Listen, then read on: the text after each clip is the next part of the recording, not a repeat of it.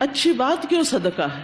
یعنی مالی صدقے اور اچھی بات کے صدقے میں کیا مماثلت ہے؟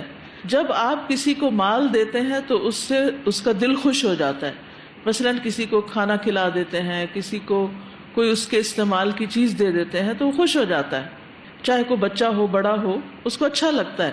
ان کے دل سے حسد اور بغض نکل جاتا ہے، یعنی جب آپ ان پہ خرچ کرتے ہیں. تو اسی طرح جب کوئی شخص اچھی بات کرتا ہے، آپ سے اچھی طرح پیش آتا ہے، احترام سے عزت سے بات کرتا ہے، آپ کو اچھا مشورہ دیتا ہے، کوئی اچھی بات سنا کے آپ کا دل خوش کرتا ہے، تو اس سے بھی آپ کے دل سے اس کے خلاف جو بغض وغیرہ ہوتا ہے وہ نکل جاتا ہے. تو جس طرح مال کا صدقہ دوسرے کو خوش کرنے کا سبب ہے، اسی طرح اچھی بات بھی دوسرے کو خوش کرنے والی ہوتی ہے.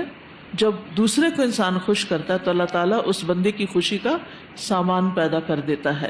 اسی لیے والکلمۃ الطیبۃ صدقہ، اچھی بات کہنا صدقہ ہے، خواہ یہ اللہ تعالیٰ کے بارے میں ہو چاہے بندوں کے بارے میں ہو.